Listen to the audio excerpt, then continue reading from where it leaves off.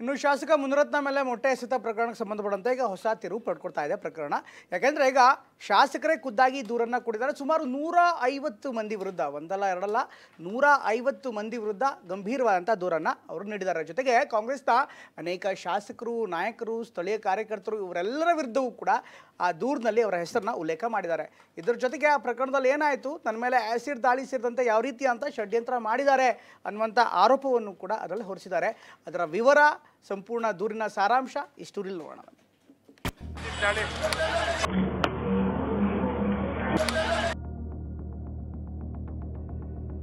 ನನ್ನನ್ನು ಇವರು ಕೊಲೆ ಮಾಡ್ತಾರೆ. ಪೊಲೀಸ್ ಇಲಾಖೆ ಅವರ ಕೈಗೊಂಬೆ. ಬಿಜೆಪಿ ಶಾಸಕ ಮುನಿರತ್ನ ಮೇಲಿನ ಮೊಟ್ಟೆ ಎಸೆತ ಕೇಸ್ಗೆ ಟ್ವಿಸ್ಟ್. ಮುನಿರತ್ನರಿಂದಲೂ ದೂರು, ಆರೋಪಿಗಳಿಂದಲೂ ಪ್ರತಿದೂರು. ಮುನಿರತ್ನ ದೂರಿನಲ್ಲಿ ಸ್ಫೋಟಕ ಸಂಗತಿಗಳು ದಾಖಲು.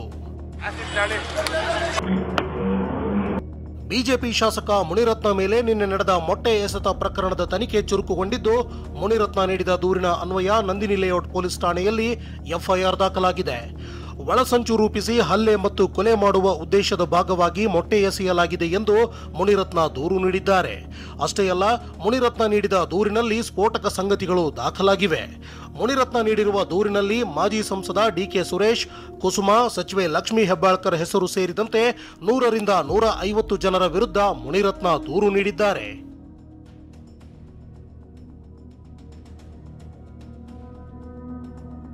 ಡಿಸೆಂಬರ್ 5, 2024ರಂದು ವಕೀಲರ ರೂಪದಲ್ಲಿ ಬಂದ ಇಬ್ಬರು, ನಿನಗೆ ಈಗಲೂ ಕಾಲ ಮಿಂಚಿಲ್ಲ, ಶಾಸಕ ಸ್ಥಾನಕ್ಕೆ ರಾಜೀನಾಮೆ ಕೊಡಲು, ಇಲ್ಲದೇ ಇದ್ರೆ ನಿನ್ನ ಮೇಲೆ ಪೋಕ್ಸೋ ಕೇಸ್ ಹಾಕಿ ಮತ್ತೆ ಜೈಲಿಗೆ ಕಳಿಸುತ್ತೇವೆ ಎಂದು ಬೆದರಿಕೆ ಹಾಕಿದ್ರು.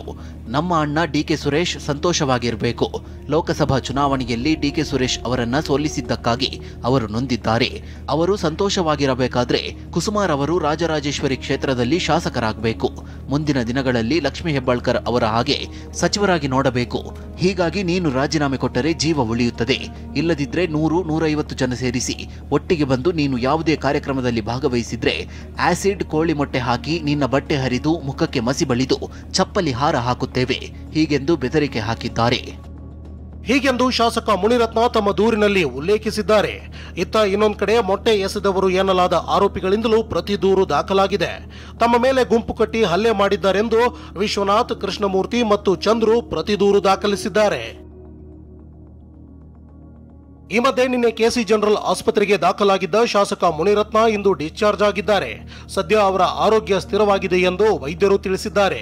ಡಿಸ್ಚಾರ್ಜ್ ಆದ ಬೆನ್ನಲ್ಲೇ ಮಾತನಾಡಿರುವ ಮುನಿರತ್ನ, ಪೊಲೀಸರು ಸರ್ಕಾರದ ಕೈಗೊಂಬೆಯಾಗಿ ಕೆಲಸ ಮಾಡಿದ್ದಾರೆಂದು ಆರೋಪಿಸಿದ್ದಾರೆ.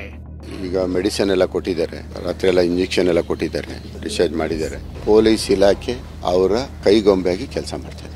ಇನ್ನು ವಿಪಕ್ಷ ನಾಯಕ ಅಶೋಕ್ ಮೊಟ್ಟೆ ದಾಳಿ ನಡೆಸಿದ ಬಗ್ಗೆ ಸರ್ಕಾರದ ವಿರುದ್ಧ ವಾಗ್ದಾಳಿ ನಡೆಸಿದ್ದಾರೆ. ಪದೇ ಪದೇ ನಮ್ಮ ಶಾಸಕರ ಮೇಲೆ ದಾಳಿ ಆಗ್ತಿದೆ ಅಂತ ಕಿಡಿಕಾರಿದ್ದಾರೆ. ಇನ್ನು ಕೇಂದ್ರ ಸಚಿವ ಎಚ್.ಡಿ. ಕುಮಾರಸ್ವಾಮಿ, ಮೊಟ್ಟೆ ಕಥೆಯ ಬಗ್ಗೆ ನನಗೆ ಗೊತ್ತಿಲ್ಲ, ಆಮೇಲೆ ಮಾತಾಡ್ತೀನಿ ಎಂದಿದ್ದಾರೆ. ಕರ್ನಾಟಕದಲ್ಲಿ ತಾಲಿಬಾನ್ ಆಡಳಿತ ಇದೆ ಅಂತ ಅನಿಸ್ತದೆ. ಸರಣಿ ರೀತಿ ಆ ಸಿ.ಟಿ. ರವಿಯ ಪ್ರಕರಣ ಆಯಿತು, ಆಗಿನ್ನ ಒಂದು ವಾರ ಆಗಿಲ್ಲ, ಆಗಲೇ ಇನ್ನೊಬ್ಬ ಬಿಜೆಪಿ MLA ಮೇಲೆ ಹಲ್ಲೆ ಮಾಡಿರ್ತಕ್ಕಂಥದ್ದು. ಅಂದರೆ ಗೂಂಡಾಗಿರಿ ಕಾಂಗ್ರೆಸ್ಸಿನ ಸಂಸ್ಕೃತಿ ಅನ್ನೋದನ್ನ ಸ್ಪಷ್ಟವಾಗಿ ತೋರ್ತಾ ಇದೆ.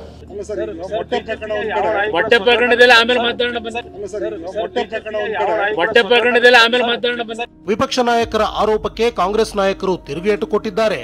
ಮುನಿರತ್ನ ಕುರಿತು ನಾನು ಈ ಸುಸಂದರ್ಭದಲ್ಲಿ ಮಾತನಾಡುವುದಿಲ್ಲ ಎಂದು ಸಿಎಂ ಸಿದ್ದರಾಮಯ್ಯ ಹೇಳಿದ್ರೆ ಬಿಜೆಪಿಯವರು ಡ್ರಾಮಾ ಕಂಪನಿ ರೀತಿ ವರ್ತಿಸುತ್ತಿದ್ದಾರೆ ಎಂದು ಸಚಿವ ದಿನೇಶ್ ಗುಂಡೂರಾವ್ ಕಿಡಿಕಾರಿದ್ದಾರೆ. ಸರ್, ಮುನಿರತ್ನ ಅವರು ಪೊಲೀಸರ ದುರ್ಬಳಕೆ ನಾನು ಅದ್ರ ಬಗ್ಗೆ ಮಾತಾಡೋದು.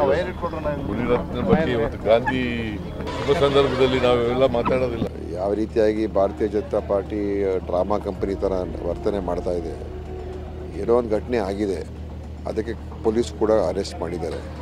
ಯಾವ ಉದ್ದೇಶದಿಂದ ಮಾಡಿದ್ದಾರೆ ಅದು ಗೊತ್ತಾಗ್ತದೆ.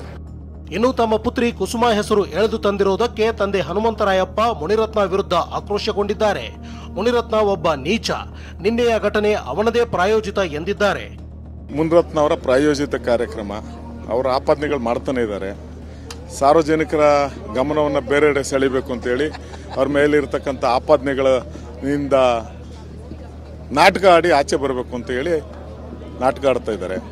ಎಲ್ಲವೂ ಮುನಿರತ್ನ ಅವರ ಪ್ರಾಯೋಜಿತ ಯೋಜಿತ ಕಾರ್ಯಕ್ರಮಗಳು. ಒಟ್ಟಾರೆ ಮುನಿರತ್ನ ಮೇಲಿನ ಮೊಟ್ಟೆ ಎಸೆತ ಪ್ರಕರಣ ರಾಜಕೀಯ ಜಟಾಪಟಿಗೆ ಕಾರಣವಾಗಿದೆ. ತನಿಖೆಯಲ್ಲಿ ಯಾರ ಆರೋಪ ಸತ್ಯ, ಯಾರದ್ದು ಸುಳ್ಳು ಅನ್ನೋದು ಗೊತ್ತಾಗಬೇಕಿದೆ. Bureau report, TV9.